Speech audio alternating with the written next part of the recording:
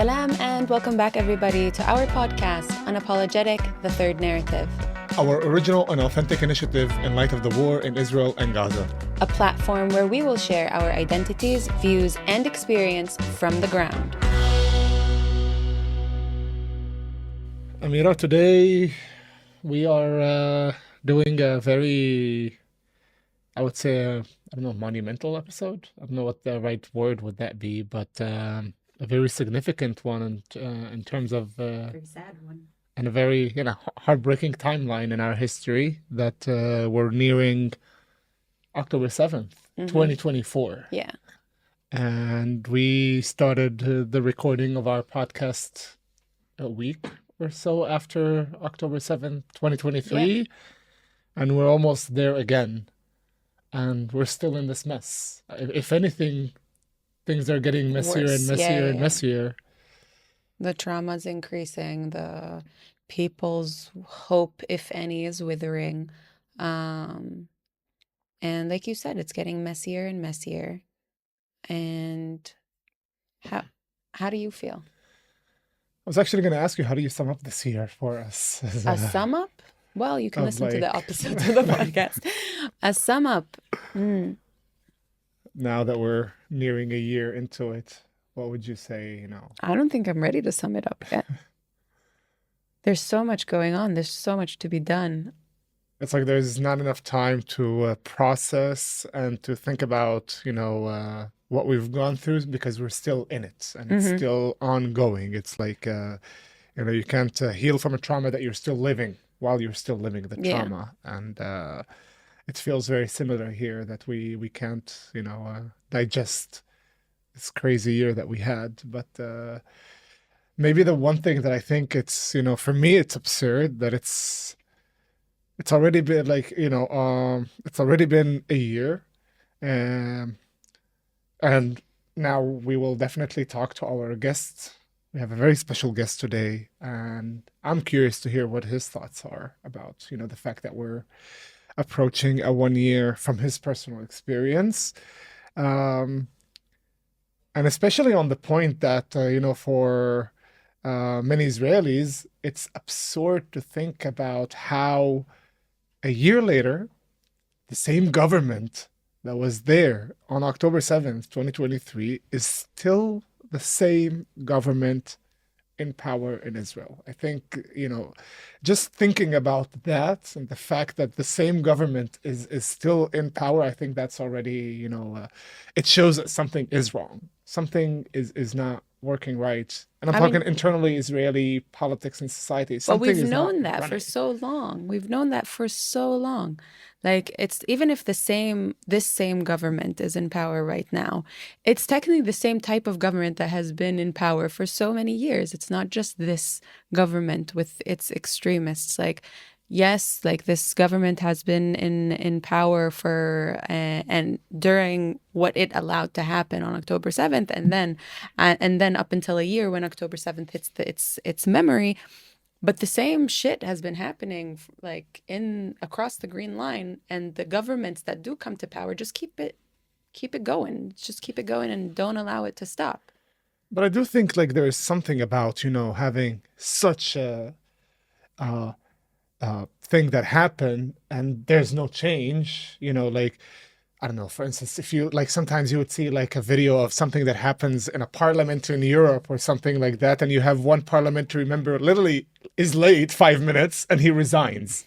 Okay, like between that and the audacity of these people who were, responsible for the security, safety, and life and livelihood of their population, to still sit on these chairs of responsibility, essentially. We can talk about the problems of Israeli governments throughout the years and all the problems that Israel have done and the things that happened, within the Green Line.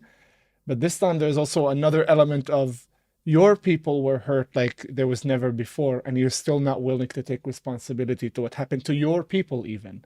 Like not even thinking about what's your responsibility versus the other side and everything. It's like even to your people, you haven't even got the guts to to say I'm sorry, or to take responsibility, Or to send your condolences. and send condolences, meet with families, and still sitting in that chair and saying that you are, protecting the state of Israel. Like, how can you say those words? For me, it's unfathomable, to be honest. And on that, I think, I think we should ask our guest what he I think thinks. our guest is the Before more. that, I think maybe he should introduce himself. I want to make sure that you introduce yourself the way that you would like to introduce yourself, prior, post, whatever it may be. Well, I have my name, Mm-hmm. Yonatan Zeigen. And now a big part of my identity, which is outspoken, is the fact that I'm the son of my mother. I mean, that was the initial reason why people were interested. You get this, and she is Vivian Silver. So sadly, I went into this status of bereavement, and I don't know, got like all of a sudden this moral authority to speak out to people. So that's been that became like a part of my identity that is now known to me. It was being her son was a big part of my identity, but it wasn't, I didn't think about it. It was just natural. Yeah. I have 3 kids, 10, 8, and 6. And I've been living in Tel Aviv for 2 years. I'm a social worker by profession, but since October 7th, I've been just investing myself in, I don't know, what you can call peace work. That's it, I think, in terms of introductions. And for those of, if any of our audience doesn't know who we're talking about, Vivian Silver, I think, We mentioned her in one of our early episodes. But I think it's also definitely, always for a good sure. reminder. Do you want to tell us a little bit, Amira, as a woman also yourself, and the women of leadership?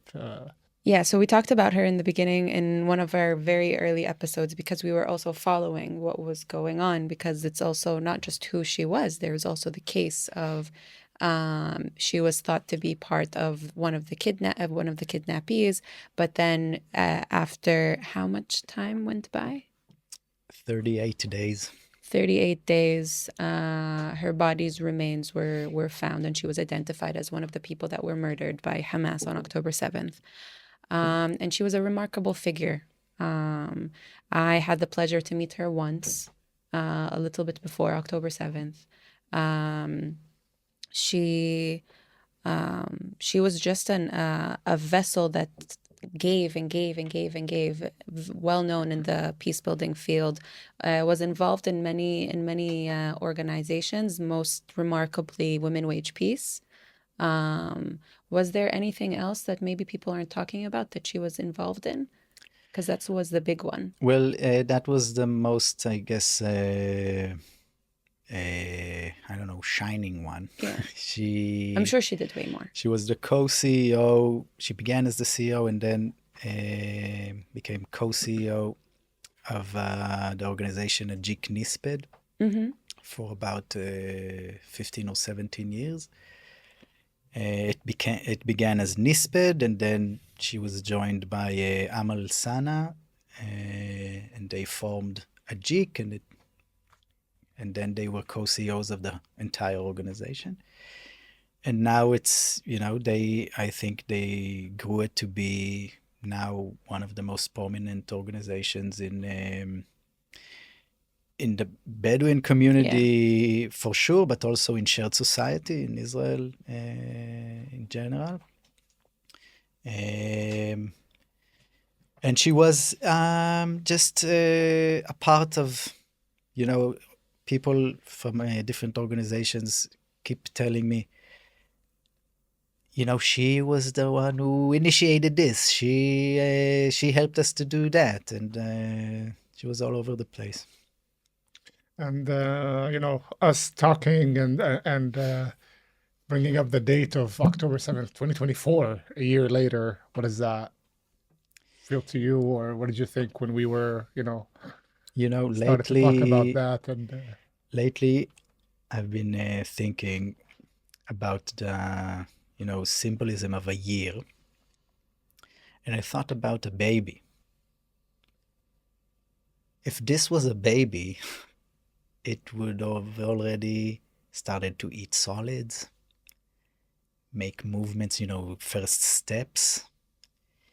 It would be in a spree of development. And now, instead of, we're just facing more dead babies. Like a year of a war, of a catastrophic, ongoing situation is so long. I remember, it made me think of the beginning. I was in her house in November 2nd, the first time I went back to the kibbutz, to her house. And I walked inside it, and I thought, this has similar aesthetics of unbuilt building. A building that is going to so it's in construction. Yeah, in construction.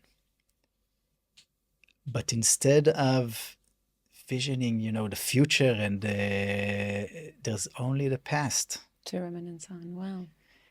And so I don't know, I feel that we're going back and forth between development and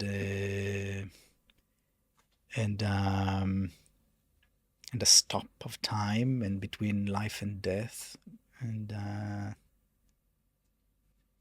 a year, is a big, I don't know, it's tragic. I've heard from many people how they're processing this is, and it reminds me from what you're saying, is that when you touch so much death, you have no choice but to revert, to go and look for life. It's like the yin and yang of how both of death and life are interconnected. And I think that's why many of the peace activists, or the people that are waking up, it's because they've seen so much blackness.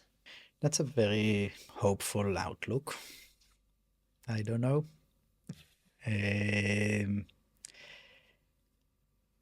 It wasn't my experience. No. At least.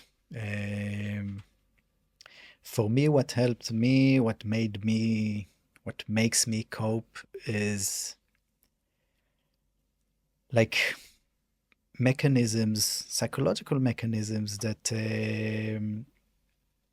that allow me to depersonalize experiences. And it's not always a positive thing, but in these circumstances, it helps me to cope. I remember a good friend of mine, after a while, things have happened, and he said, how can you be calm? How are you coping? And I said, heart of stone, which is, it's a joke, but this thing of externalizing the problem. The problem is not the specific Hamas gunman who came into the house and killed my mother. The problem is the conflict. So then I look for the solution to the external problem, not for the symptoms. And the depersonalization, it means, I was able to analyze, since the beginning, analyze it as another human catastrophe. Mm-hmm.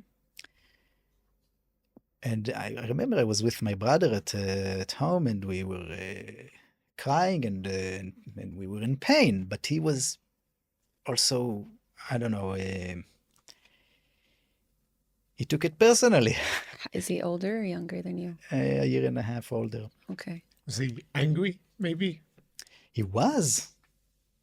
And You didn't feel anger or hate or vengeance, which is very legitimate feelings to have. yeah, they you are, know? and they're natural. They're natural. The fact I didn't feel them is not. It doesn't mean like that. I don't know. It's not a question of hierarchy in terms of better or We worse. each cope differently, absolutely.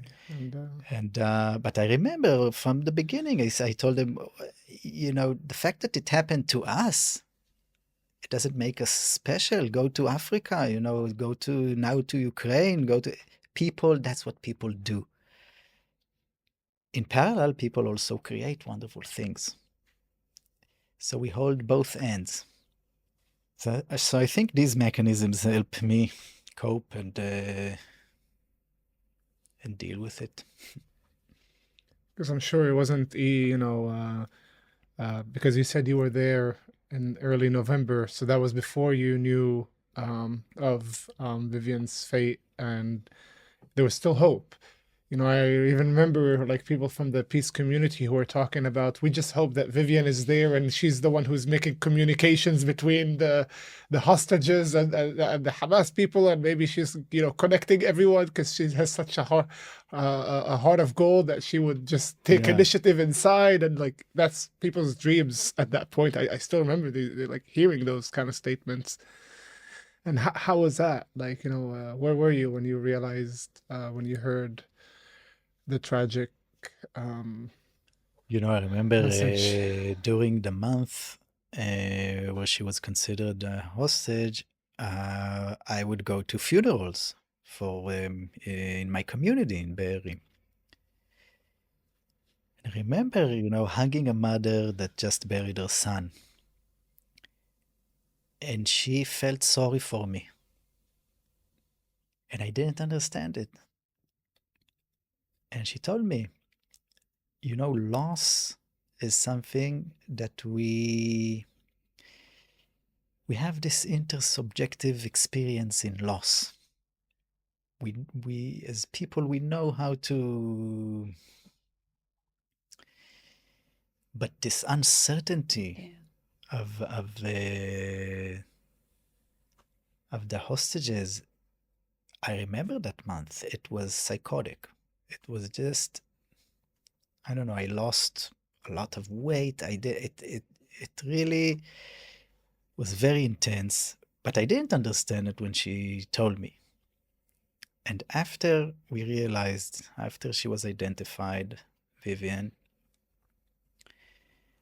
all of a sudden it was a different kind of, now it's just pain. Now it's a beginning of a processing Healing process. Yeah. And I'm thinking about the people who are still there. It's a year. It's a year of psychosis. Or people, Carmel got from Be'eri that was just killed after almost 11 months. To hold that hope and to it's really, that's terrible. Yeah, to see, I remember watching the Hirsch's funeral, and when his mom Rachel started talking about him, and when she said the sentence is like, Hirsch, my dear boy, finally you're free. And I felt like she was saying that to herself, that she finally knows.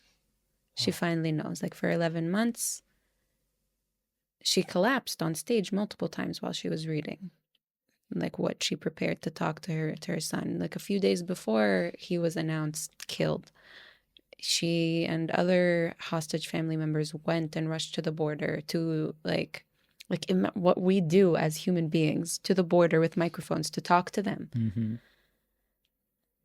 And now she can finally process. Like, it's heartbreaking. Yeah, we have to say that it's not a price that we should accept. Yeah, for sure. Nobody, not the Palestinians and not the Israelis, we need to stop accepting the price of bereavement in this region. But in the, philosophical sense, yeah. We interrupt this episode to express our heartfelt gratitude to our supporters and our Patreon members. Without you, we wouldn't be where we are today. So this is a reminder that if you join our Patreon community, you will have access to exclusive content and you will be the first to know when we have something going on in your city. So that is your reminder to join the Patreon, and you can do it with the link in our description. Thank you so much for your support. We appreciate it a lot.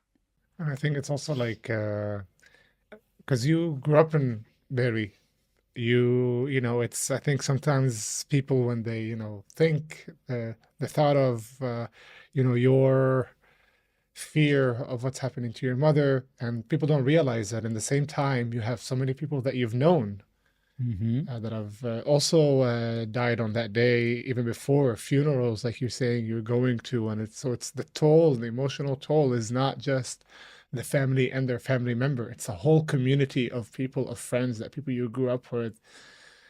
It's, I don't know how a person could cope with so much, honestly.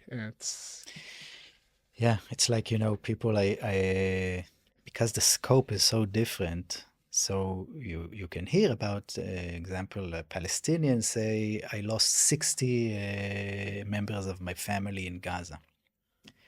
So in a kibbutz, it's kind of similar. I lost 100 people, my extended family. I know each and every one of them. They're embedded in me. It's a part of. That's just saying, what's the sentiment in kibbutzim of how you relate to the people there. It's like an extended family, for better and worse, right? I mean, I left the kibbutz for a reason. It has its drawbacks. Yeah. A very tight community. But like, I'm curious to go back with you a little bit to a young man, a young teenager, or even a young boy. Yeah. Thoughts. Growing up, realizing that you're growing up right across from Gaza Strip, from a hostile area. It's not a secret that ever since the siege on Gaza, the communities on the envelope have dealt with a lot of rockets, and we had the balloons, and every time it was something different in terms of Hamas and the communities in the envelope. How was it to be raised in that kind of a community? What thoughts did you have about the other side? Did they change? Did you ask your parents, why are we living here of all places? I can tell you I did, like just being born. Like, I remember like asking my parents, understanding Israelis versus Palestinians, and we're Arabs and we're a minority, and just asking that question of why having to be born here? Why couldn't I just be born somewhere else? I think all of us had that question. Yeah, I'm Well, not a minority who is subjected to political clashes, and we're in conflict. Can I just be European somewhere in these countries where I could just be one of and without any identity challenges? Like, I remember that question, asking that as a 10-year-old. Yeah. Did you have similar doubts? Questions? No, it's a different, because it's a different growing up in the strong side of the power dynamic. Yeah. It's different questions that you ask yourself. For sure.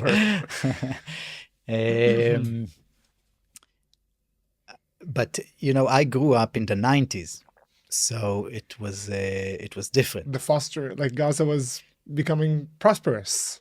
Yeah, and there was hope, and it was open. My mother, in a few years, before she became before she started in Nisped, she was head of construction in Be'eri, in the kibbutz. And there were Palestinian workers from Gaza, and they were like a family. I really remember them. Uncle Khaled. And I do remember, but I do remember a story where he didn't come. Khaled and Nasser didn't come. I asked her, where's Khaled? And she tried to explain, about the conflict, and there's a closure, and I don't know, I guess there was around Oslo, maybe after Rabin, there was a suicide bombing, and there was a closure on Gaza. Tried to explain it to me, and I asked her, what are we fighting about? Mm-hmm. She said, land.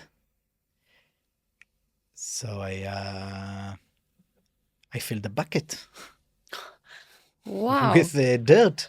Oh. And I gave it to her. I said, give it to Khaled. Tell him he can come back.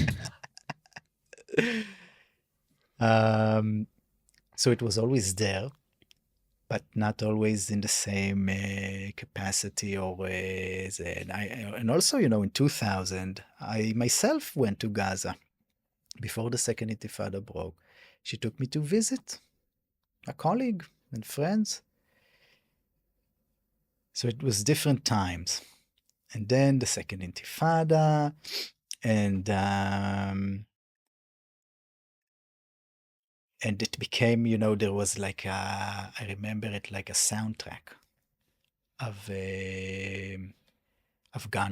guns in the distance, of lighting bombs. You know what I mean?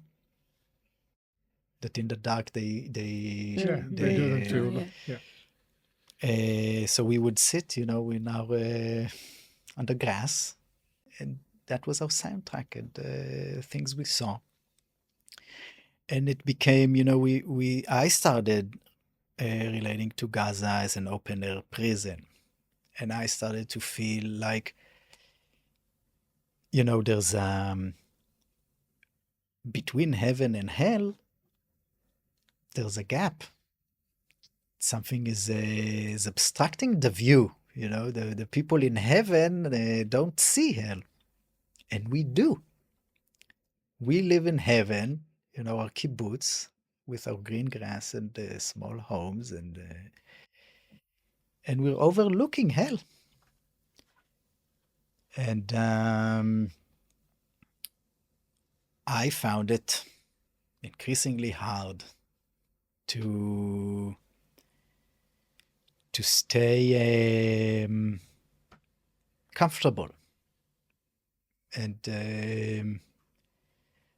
discussions became heated, between me and my peers, and we grew apart in that sense of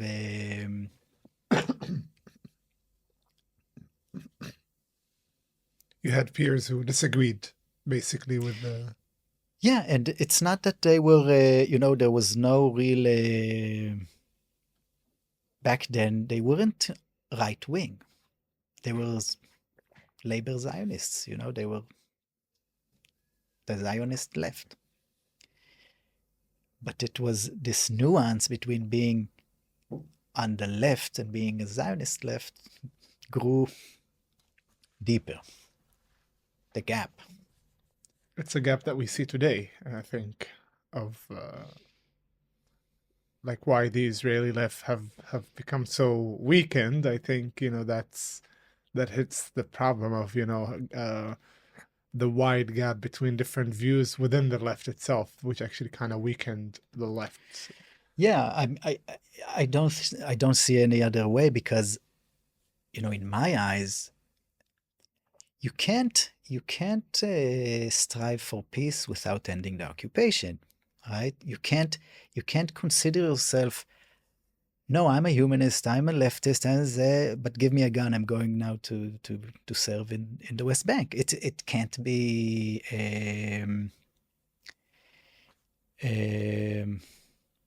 They can't go hand in hand. you're saying. right. So I became more angry, and more, I don't know, disillusioned from Zionism. And Vivian was, she's such an amazing person in terms of peace building, but she was always, she came in 1974 to Israel. It wasn't a clash back then, a real clash, in the identity between being a leftist and being a Zionist, or being a Zionist and believing in the betterment of the world. They coincided, they coexisted in her. Did they, not in her, just in general, did they coexist, or was it also an illusion of what was and what was going to be? And I guess it was still back then, you could still say, no, we can still solve this. We can still make it better. Now, in the frame of being a Zionist, right? Now it's a lot harder because Zionism itself went through a radicalization process. I mean, it was radical to begin with in the 19th century, but then it became, very regulated. Then after 1967, again, it became more and more and more radicalized. And I don't know, we can open this to discussion. What is Zionism? What does it mean? for sure. We've had that conversation before. I Whether or didn't not think we it's were going to talk about it again, but for sure. that it's like, this one specific thing, or whether or not it's like a wide spectrum of perceptions, within the framework that, falls under the basic element of Jewish people have the right to live on this land. That's Right. like, I think that's like the very, very basic, and beyond that, it becomes the spectrum. Alone on this land. How about with others? we let him define it? No, I know. Like I'm asking, like I'm just putting the thingy on it, and I want to know where does he find his on that spectrum that exists? Yeah. Like you have Zionists who's like say, we have the right to live here and that's it, or with others, or with others under us, or it's how do you define it within that whole spectrum? Well, I always try to differentiate between utopian thinking, philosophical thinking, and reality. So in my utopia, there's no national movements. There's no ethnic separations, right? And in that sense, I'm not a Zionist. And also, I think that in the framework of nationality, we didn't have the right, Zionists didn't have the right to come here. It was, from the beginning, a project of displacement, in my analysis. Displacement of European Jews to be kicked out of Europe, what you're saying? No. Then what? What do you mean? Displacement of Oh, Palestinians. Palestinians here. Okay. No, because there's all, like, we've heard the other frame, like, I can tell you on the Palestinian side, you can hear sometimes the argument of this whole Zionist movement began as a way to kick the Europeans out of here. Like, it's a way for us to get rid of the Jewish Europeans. No, I think In Europe, you mean? In Europe. That's a separate thing. Zionism was a contrast to Jews being persecuted.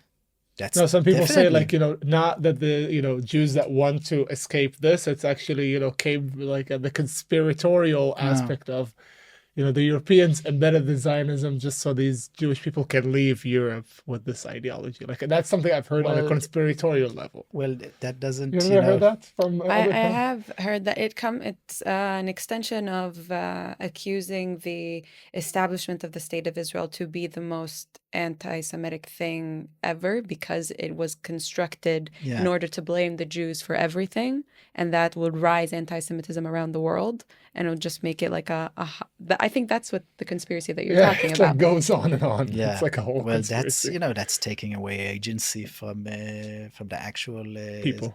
people, the Zionists and it doesn't explain the fact that the British didn't let a lot of people escape Europe during World War II to come here, and that Germany didn't expel the Jews; they exterminated the Jews. So it doesn't really explain that. But you were initially talking about the concept of nothing can be owned, basically. Like you're saying, there's no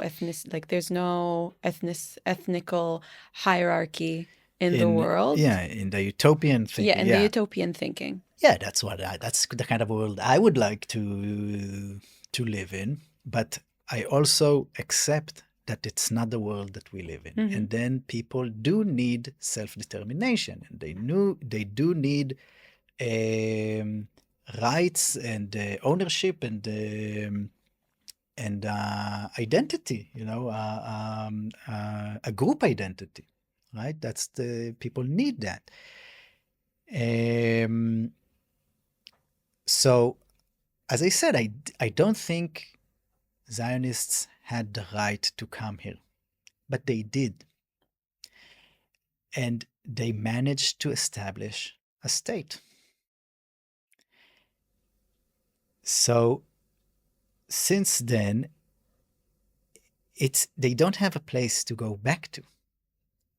The world had these kinds of phenomenons where people became a nation or became states all over the world. The nation state period, yes. Yeah, and anti-colonialism. Right, but also displacements and land swaps and genocides, and that's something that happened all over the world. And it happened here as well, And they managed to establish a formal state. Now we have to work with it. Now we have to make sure that the Palestinians receive the same self-determination rights and the same while acknowledging victimhood, while acknowledging the original sin. But we can't overdo it. We can't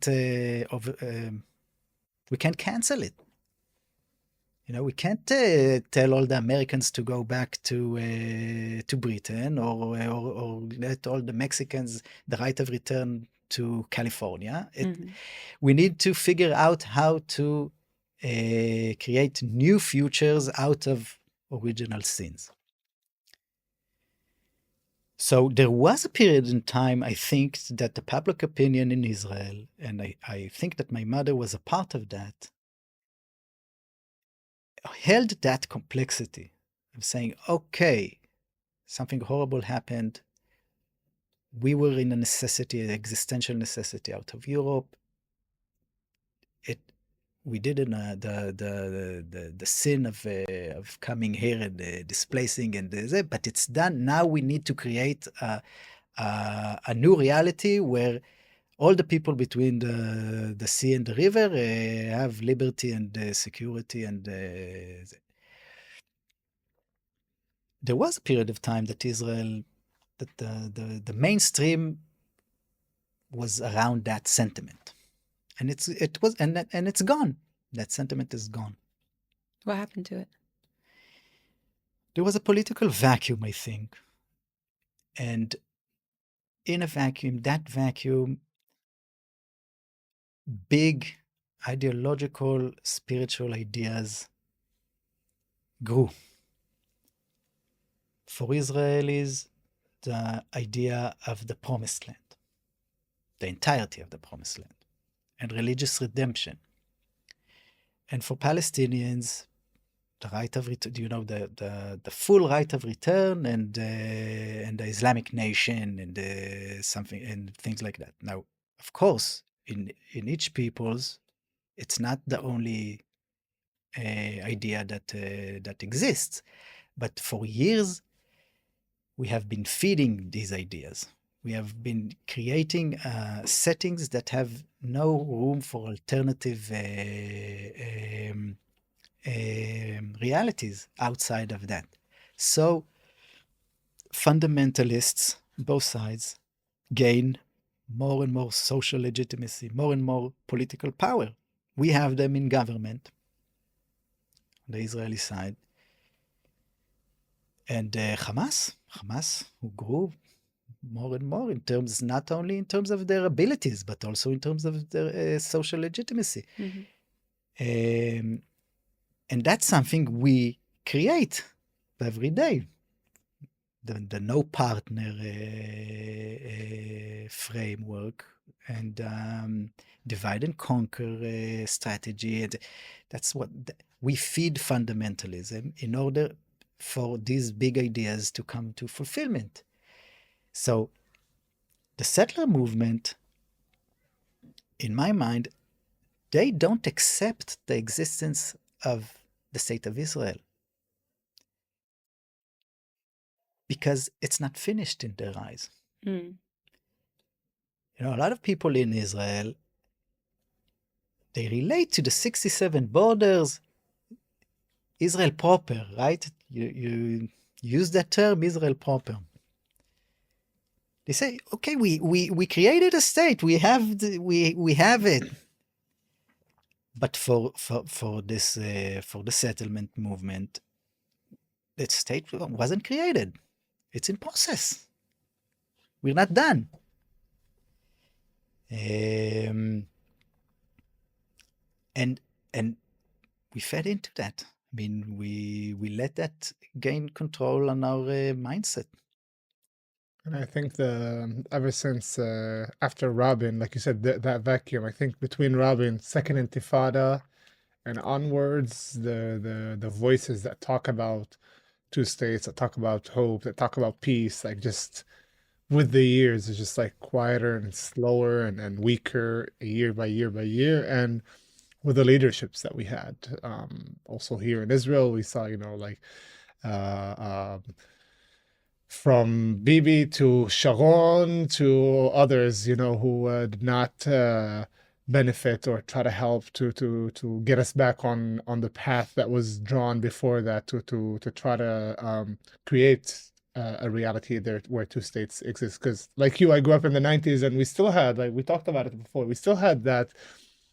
Kids, like I remember, we drew doves and wrote peace and hope and salam and shalom and all these things in all languages that existed, and then it was out of nowhere just disappeared. Yeah.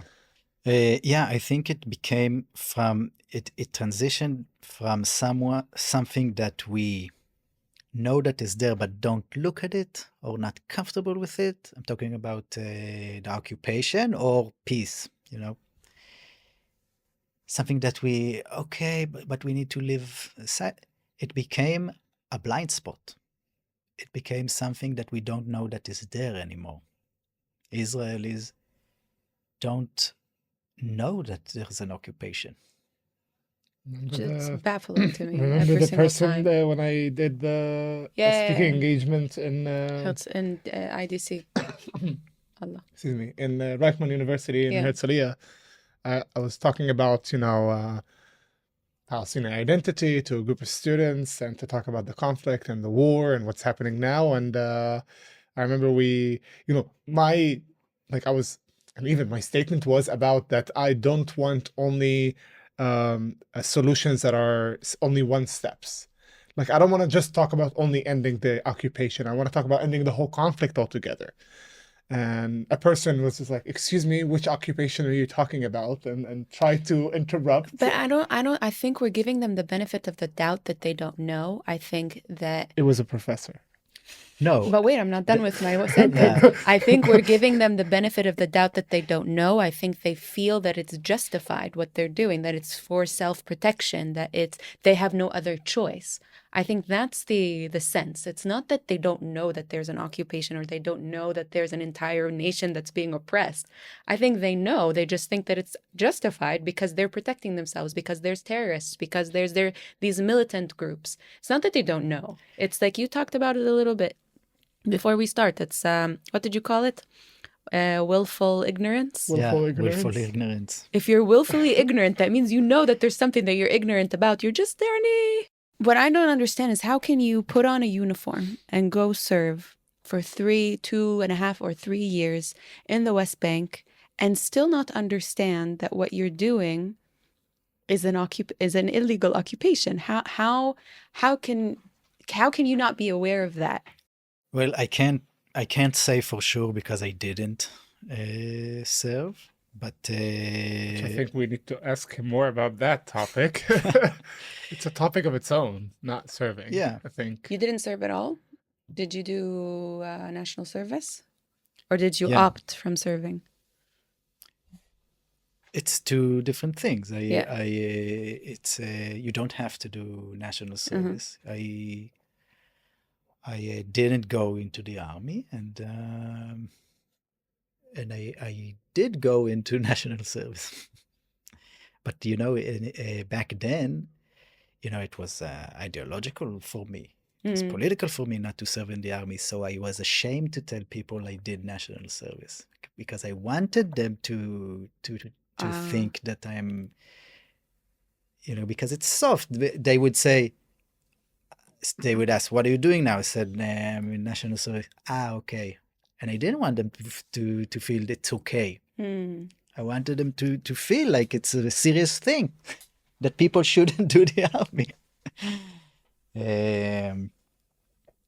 Anyways, I think there's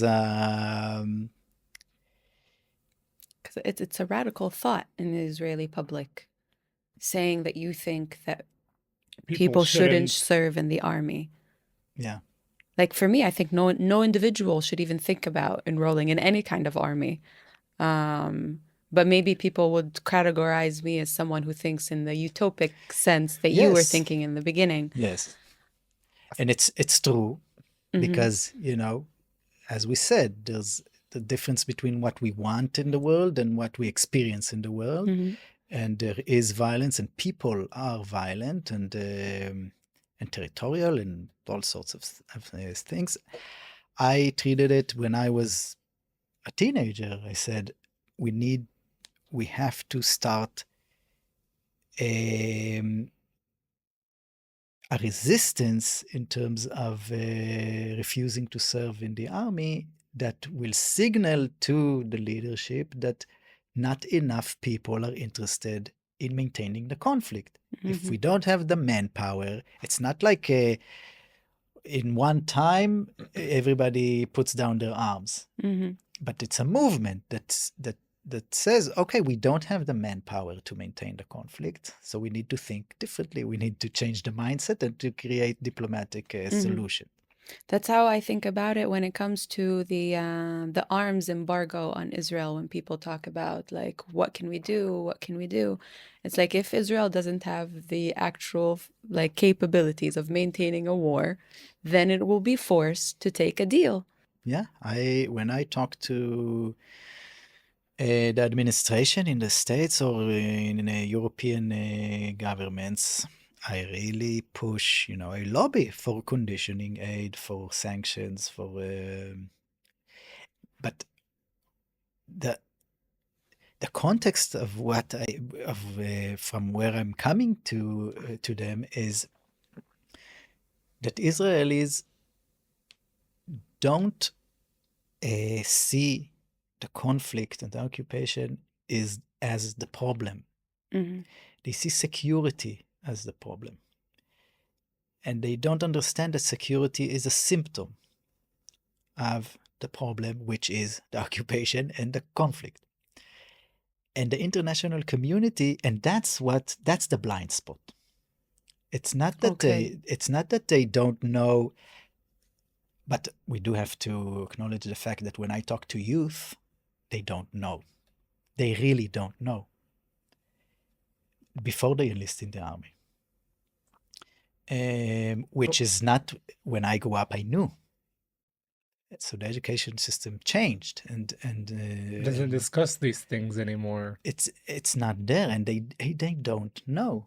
And also, to be fair, not every soldier goes to the West Bank. Also, that's also a thing. You Yeah. know, you have some people who serve only in the north or only in the center, like they've never set a foot in the West Bank, so Yeah. they don't even realize what's the reality of, you know, going into somebody's house in the West Bank and Yeah. you know, obstructing their life and doing searches and destroying their house and leaving just Yeah. because you know you were told like, hey, you should go there, and then so people sometimes don't even see these things that are actually happening and Yeah. that their peers are doing it. You know, we had a couple of people that told us like, no, there's no way any Israeli would do this. Like, are you kidding? Like, But everyone goes to the army. No one talks about it. No one asks questions. but you're in completely separate unit reality. But it doesn't matter. you No, know? no one talks about it. Everyone goes to the army. That means your friends go to the army, your parents, your relatives, everyone you know who you shake hands with, for the most part, went to the army. No one talks about the shit that they see. Like, or They do, but I No, think but- they go back to what Yonatan said in terms of their perception of what they did. It's not that they occupied those people; is that they were giving, you know, they were in charge of maintaining Israel's security. Like even in the lingo, when they talk about it, they're not going to talk about, oh, I did this and I was so bad to these people. It's, oh, we had information that because of it, we went to houses in order to make sure that there is no terror and there's no this, and we maintain the security of the state. I'll give an example. I talked to my son. He's 8 years old, and he asked me, "Is Sinwar the prime minister of Gaza?" And I started to try to explain. It's different systems. And, Wow. and we talked about, you know, and I said about זרוע מדינית and זרוע צבאית. Political arm and the militant arm. And he said, oh, you mean מחבלים. How do you say מחבלים? Terrorists. But it's not the same. It's not It's equivalent. terrorists. Yeah. So he said, wait, there's a difference. It's not the same word. It's in essentially Hebrew, the it's same. not. In Hebrew, terror is it has a meaning of its own. It's something. And mechabel is someone, is a Palestinian, right? Who, But it essentially translates to like the term itself, or Sabotage. it's Saboteur. sabotage, Mechabel is saboteur. but it translates to terrorist. Like in Israeli lingo and Israeli, there is no difference between mechabel and terrorist. right. It's the same thing. Anyway, Would that word be used in any other context other than Israel? Mechabel? If we're talking about a shooter in the United States. No. No, they wouldn't use Mechabel the is same just word. is just in the Israeli-Palestinian conflict. But mechabel as a word, it's a word that doesn't only relate to Like terrorists. the origin, you're right. It's sabotage. Lechabel The is to literal sabotage. translation is sabotage, is saboteur. Okay. Interesting. I didn't know that. So he said, oh, you mean terrorists? And I say, what do you mean when you say terrorists? I mean, you know, you can use that word. I don't use it. What do you mean when you say it? And he told me something terrible. He said, you know, saboteur, something that sabotages like the city, like rats. And I said, wow, so what's the difference between a mechabel and a soldier?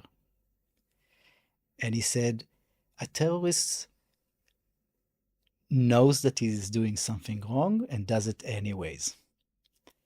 Wait, what? A That's terrorist interesting. knows that he's doing something wrong, but he does it anyways. The soldier doesn't know. And I asked him, and the soldier, he said, the soldier has like a context of a state, of hierarchy, of So, of Chain course, of command. chain of command, like a different kind of mindset. We continue to develop it, but it was interesting because that's the infantile perception of the difference, that soldiers perceive themselves as well. We're not doing something wrong now. This is our necessity. This is the context that we have to act in, and that's what they tell themselves. They come home, after terrorizing families in the West Bank, only for the sake of terror, not for security, but it's a blind spot. It's like we have traits in ourselves. Someone thinks Ibrahim is an asshole, and Ibrahim doesn't know it because he doesn't see when he's an asshole. Mm-hmm. Sure, there are a lot of people like that. Yeah, that took a toll and a twist to a very, philosophical analysis of perception. He is a of social army worker. and this, and he's a social worker. Oh, I want to tie it back into the international community that as long as Israelis don't see security as the problem and not the conflict and the occupation is the problem, then it's not something that we try to solve. Mm-hmm. And that's the role of the international community, to signal to us that that your security problem, which is real, it's a symptom. It will be solved by ending the conflict. That means we will condition military aid, and we will invest in peace-building initiatives, and we will we will incentivize political actors that seek partnership, and we will sanction parts of the population and political actors that don't. Yeah, I always felt that the world, and we talked about it in the past too, like how the world kind of always suggested peace rather than demanded peace.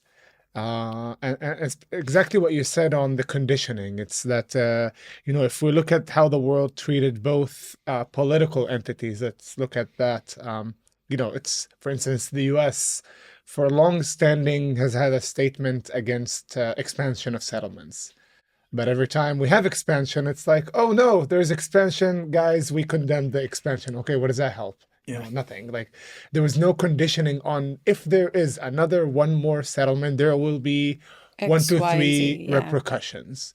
And the same thing holds truth for instance, for the Palestinian Authority. We have criticism of lack of elections, no change in leadership, no new blood that will actually work to help the people, and the people who are sitting in power are corrupt and are taking all the aid that they're getting for their own personal interests and not expanding it to the improvement of the Palestinian people. And that goes, and there's still continued support and still funding to the Palestinian Authority without saying, hey, there will be no more support if you do not do elections. But they say, hey, can you do elections? And then Abu Mazen will say, we will do in a few months, and then he will back out, and then he'll say, we'll do it next year, and then he does it, and it just continues and continues and continues. Well, in that election question, there's a problem with Israel, no? Also, I mean, I'm with you. The conditioning of aid should be holistic.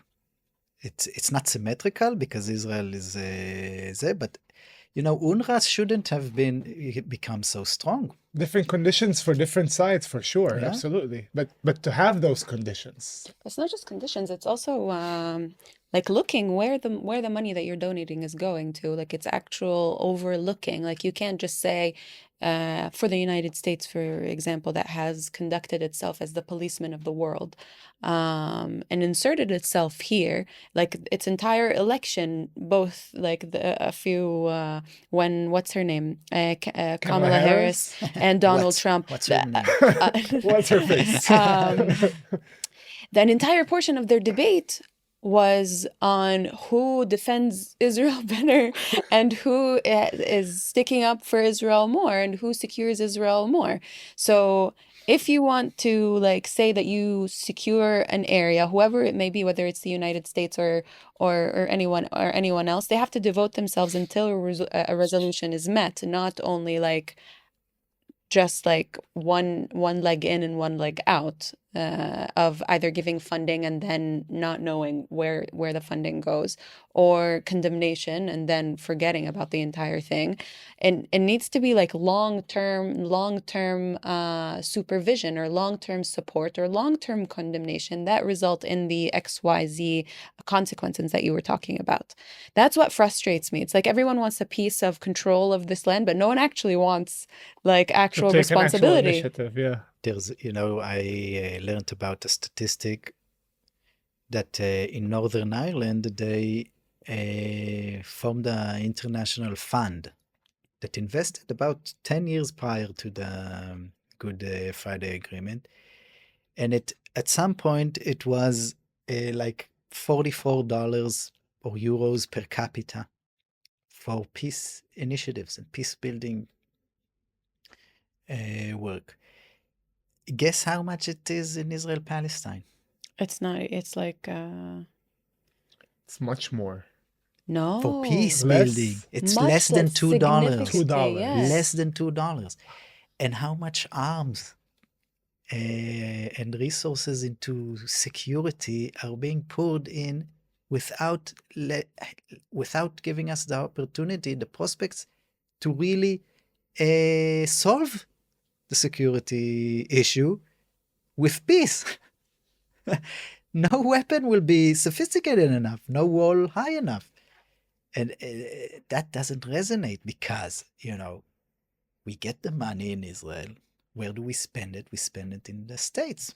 We buy weapons From them. from them. So it's a web of interests that relies on the status quo. It relies on the conflict. Now it became a pain in the ass. Now it needs to be resolved in terms of interests, in terms of what the United States needs. But it's a hard transition, and they're not doing enough. They're not creating a new web of interests that rely on tourism and trade routes and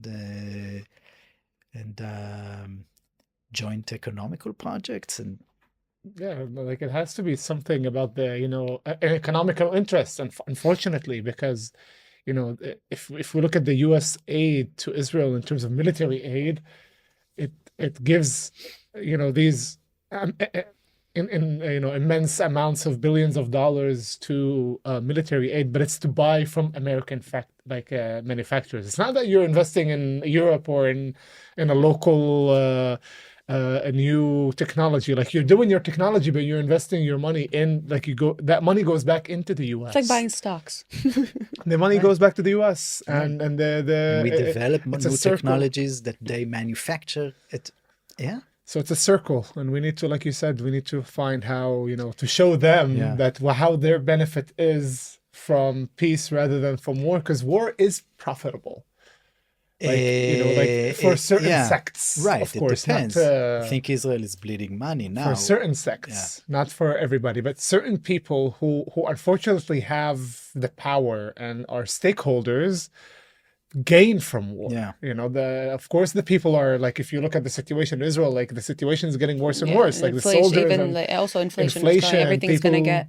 People who've been, even people who've been doing reserves for like 6, 7, 8 months in a row, and they're not working. Their family is like half salaries. Yeah. The businesses are like weakening. There's no trade with Turkey, one of the biggest countries that we're doing trade with in the region. The situation is getting worse and worse. But certain sects are gaining and will continue to gain from war. You know what makes me hopeful in that sense? That now morals and interest-based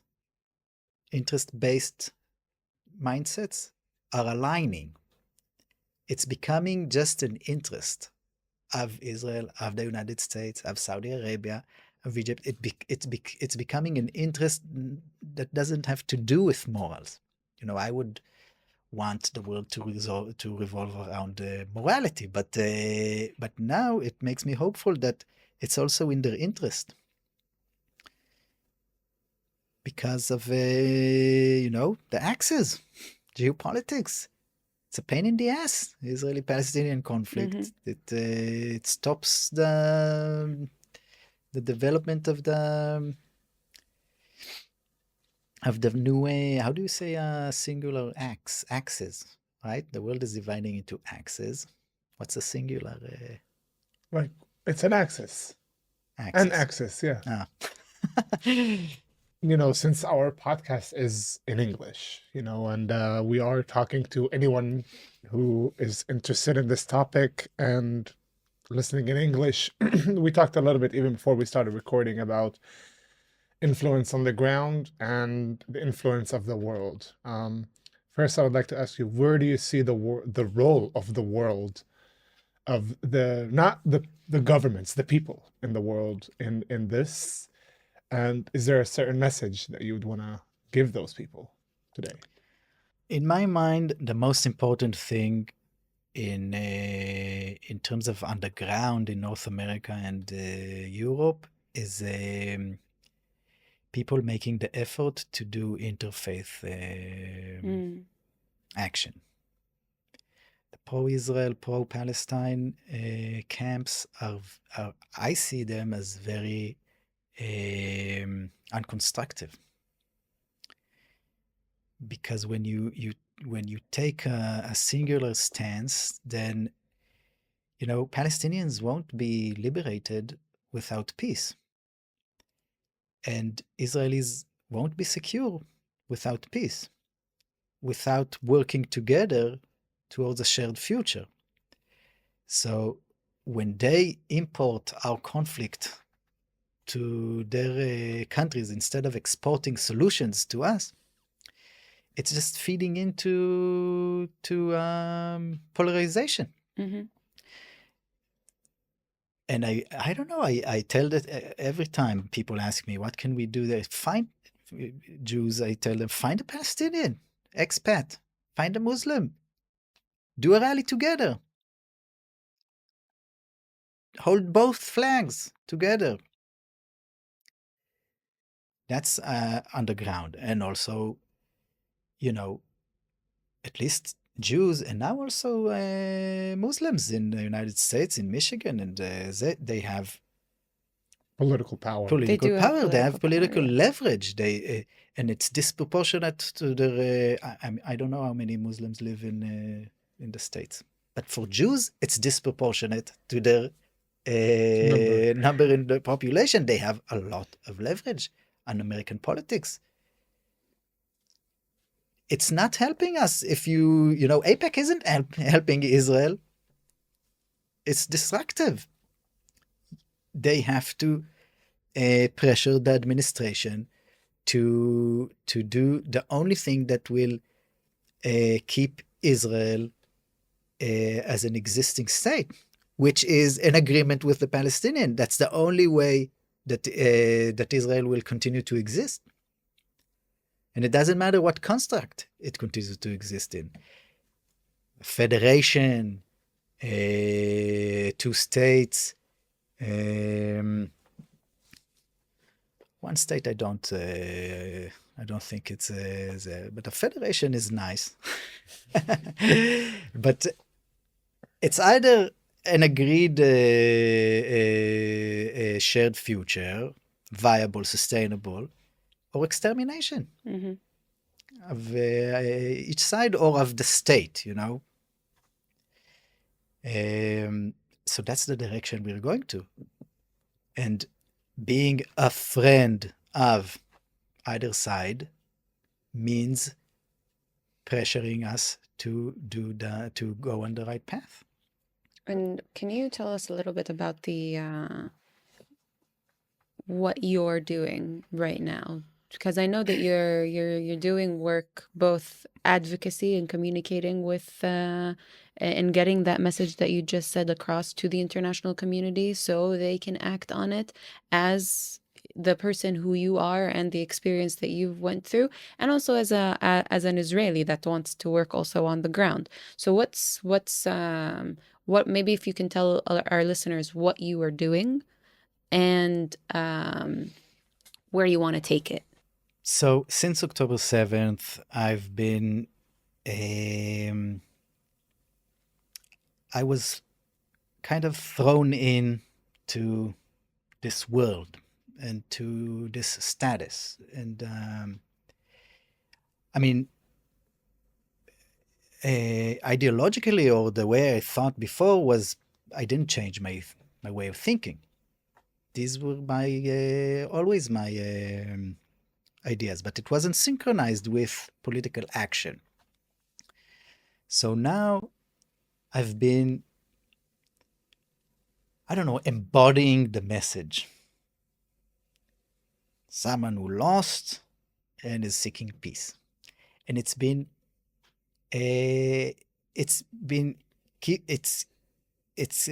still interesting for people to give the platform, right? So I've been speaking out, mostly just speaking out, getting the message out, talking with youth, with the parent circle, doing advocacy with Olmep or just by myself, if I get the chance, cultivating diplomatic relationships with ambassadors here in Israel and making connections in order to go to their parliaments. A lot of media, like discourse shaping, reclaiming peace as something of substance, of something that we need to pursue and take pride in. Educational activities, and also cooperating in the peace camp in Israel. And all of these are not very tangible, right? You're just active. You're in a doing mode. So where does it need to go? And I don't have a clear answer for that, because I've been in this manic energy for a year already. And I've been busy all the time because people need to hear. And we need more legitimation, and we need, more, like we said before, like this dialectical movement of someone gaining social legitimacy and political power. It happens slowly by discourse shaping, by gaining more and more legitimacy in different routes of. So I've been doing that mostly. I want to create like a partnership between Jews and Palestinians to create something new. That's what I want to do. What is that something new? We need to think about it. I have this idea for a few days. We remember Camp David, right? Like on the lawn, and also in I think in Egypt, where the leaders shake hands on something. I want to do a summit, like a pseudo summit, that we do it formally. We do it with ties, right? We sit, we have negotiation teams with it. It's like a model UN, right? Model Israel Palestine. Model Israel Palestine end of the conflict. And to make it a spectacle, and to come out with a real, something concrete, because they're not doing it, but it's here. People, we are doing it all the time. We are thinking about it all the time. We're meeting all the time. Israelis ask me when I tell Israelis about my opinions, and they say, yeah, where's the Palestinian, Yonatan? I met him yesterday. We're talking all the time. So we need visibility. We need legitimation. We need something concrete. So I've been thinking about that idea. You want to produce it? Tell us when and where, because like, it's something that you said, because I hear it also on the other side. On a conference that I was in recently, and I talked about, how we need to sit with partners for peace who are on the Israeli side and how we can discuss. And the same thing I heard on the Palestinian side, asking me, okay, meshi, where's the Israeli? So I know, and that the other side exists. And like you said, the ones who are right now in supposed leadership, if you want to call them leader or not, they're like, they have that role, but they're not the only Israelis and Palestinians. We're the people as well. And if, like you said, if they don't want to take initiative, somebody else better take the... It's modeling. It's also, it also takes a trusting person, because right now a lot of Palestinians and a lot of Israelis have like come to that position of wanting to model the future and wanting to bridge the, like, just do whatever it takes to bring us to a resolution. But at the same time, these are people that didn't just like come into the peace building field. They're people that have been and are trying to learn from their mistakes. And as a Palestinian, I would tell you that one of the mistakes that we have been made is that we have been too much of a we've been following. Wherever the Israeli peace initiatives go, we follow, and then we find ourselves. So I think a lot of Palestinian activists are now being more demanding of what they want and what they think, and not sheltering what it is. And I think that scares the Israeli activists sometimes a lot, and they put X's on the Palestinian activists because they're used to something else for so many years. So I think also, like, we need to put our ego aside and understand that whoever we want to make peace with isn't the person that we want. It's the person that is going to is there. Like, the person that is there. Exactly. Yeah. Like, I get a lot of accusations. It's like, you're the only one. No, you're the only one. I'm the only one that you're willing to talk to. That's it. They're there. Like, if they weren't there, there wouldn't be a conflict. Like, we're literally neighbors. And the Israeli, the same thing. I think the role has to be is just like, if we want to do the conference that you're saying, the model Israel-Palestine, I think it's a brilliant idea. We just need to bring the people. And I think we need to bring whoever we also think is like so radical, because they're the people that have legitimacy because if we're bringing like a laf Israeli and the lovey-dovey Israelis and Palestinians who love each other, know each other, and they already agree on 99% of the things. No, it's like the Israeli that the Palestinian loves and the Palestinian that the Israeli love. First of all, they're going to hate each other's guts, that Israeli and that Palestinian, and their people don't follow them. The Israelis that the Israelis love. The Palestinian that the Israelis love, right, and the Israeli that the Palestinians love. Those so two Palestinians and Israelis, they're canceled by their own people. They're canceled by their own people, and we're just they love you over there for sure, because you are on their side. We need to also be wary of bringing Yair Golan, right? He's not a good candidate in my mind for this summit. For those who in context, for those just to understand who Yair Golan is, it's like the head of the. He's the head of the Avodah formerly, and now leading the new Democrat Party. He was elected now to head now Avodah. The Democrat Party. Now he's elected to the Democrat Party. He was elected to the Avodah and then unified. And then after the unification, he also was elected. And because he's the classic left Zionist militant approach, not even just left Zionist, it's left Zionist militant. Right. And but unfortunately, that's the biggest view in the Israeli left at the moment. So it actually shows kind of the problematic nature of the Israeli left. Yeah, of course. Or if it even existed in the first place. Well, I mean, I actually had a conversation with some people from the in Tel Aviv a couple weeks ago. Is another those meetings in the living room meetings and talk about Palestinian identity in Israel, and I came and talked about what it is to be a Palestinian and an Israeli citizen and our complexity and our reality from the place of understanding that even the people who are in the Israeli left still don't know everything about us, and like they actually sometimes know very little, and to try to learn more. And one of them actually asked me, like, is there anything you want to say to us who are the Israeli left or Zionist left? And I was like, listen, you like I have a lot of criticism to you guys. Or if you want to ask me what's my criticism to the base of the Israeli left, and mainly that it doesn't talk to us really. It never saw, like in my opinion at least, it never saw us as a very strong, legitimate partner. We're followers, just like you said.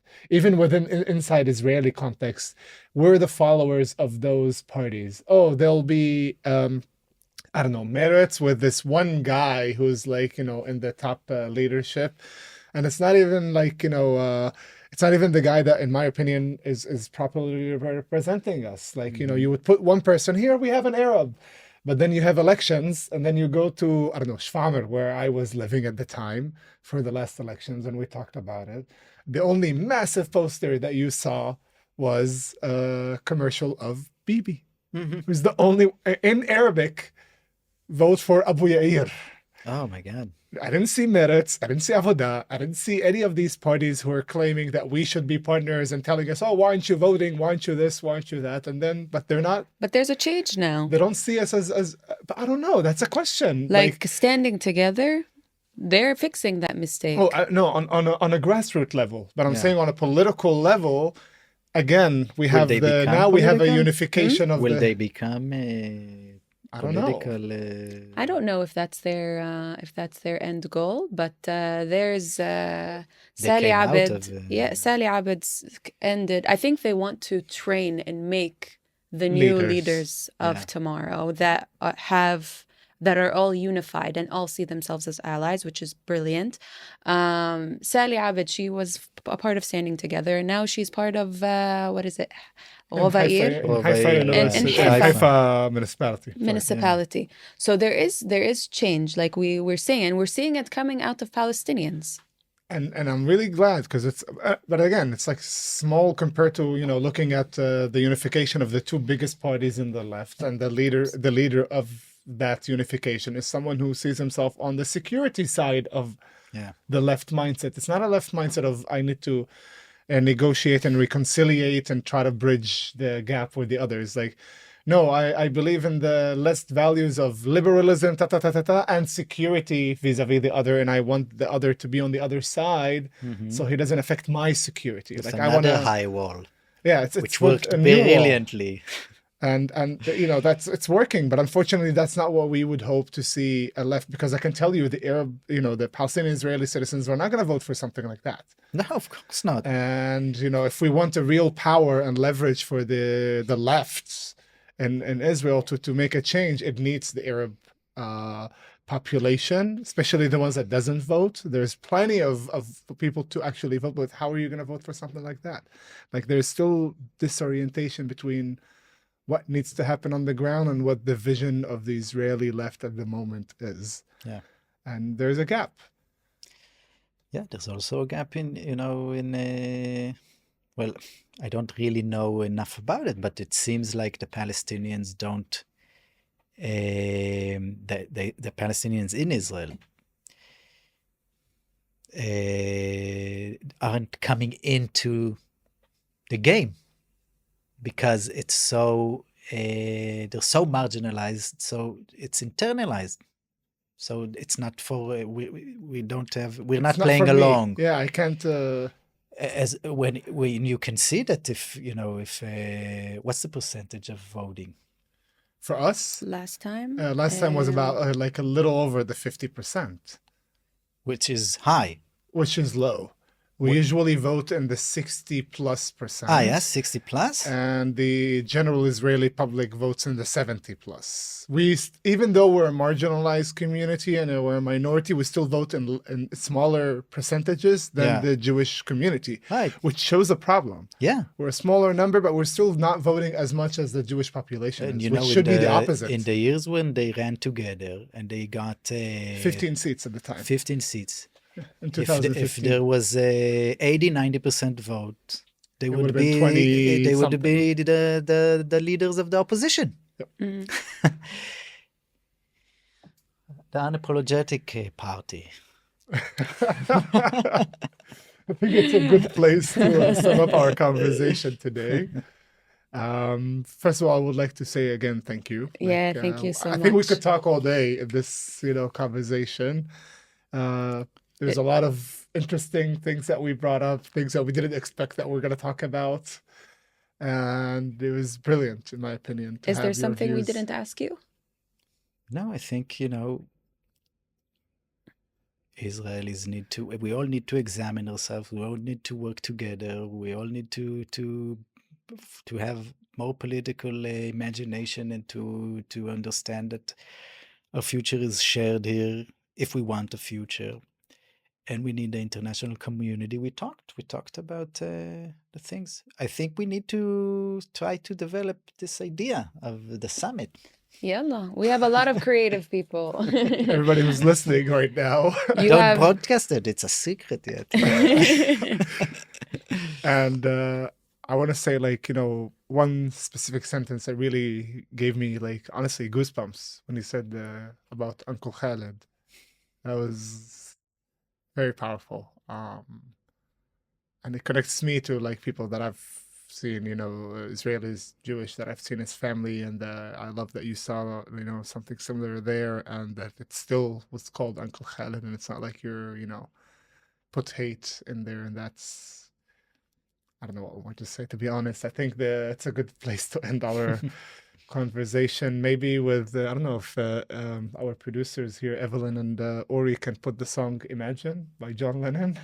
We talked about no borders, we talked about euphoric and no armies. So if we can, maybe it'll be a good way to end this. But maybe, I forgot, maybe the prize, is it of interest? The Vivian Silver Impact Award? Sure, if you want us to talk about it. Please. So one of the things I've been doing this year was also personal, was also, trying to heal and commemorate my mother. And so one thing we did is we established the Vivian Silver Impact Award, and we will grant a prize of $15,000 annually to a Jewish woman and a Palestinian woman, either working together on a project or individually in different areas. And the criteria are shared society in Israel, peace between Israel and Palestine, cross-border work, and the promotion of women to leadership roles. And we're going to grant it the first time in this November, around the year, around the Yortzeit. And we've received over 70 applications. And I don't know, it's moving. It's for me to be exposed to the scope of women who are working or people who are doing the work, in Israel and Palestine, civil society, it's pretty overwhelming, positively. These are the women. Right? Mm-hmm. And that's more than enough. The men tried for too long, never worked. The men can follow now. It's not enough. The men can follow. I'm not complaining. And thank you again. And do you want to end us off? I've been saying it for a while. Sure. And we'll end this off maybe at the tunes of Imagine, if it's possible. But to remind our listeners again that at the end of the day, all of us here, Israelis, Palestinians, Arabs, Jews, Muslims, Christians, Druze, whoever lives on this land between the river and the sea, all of us deserve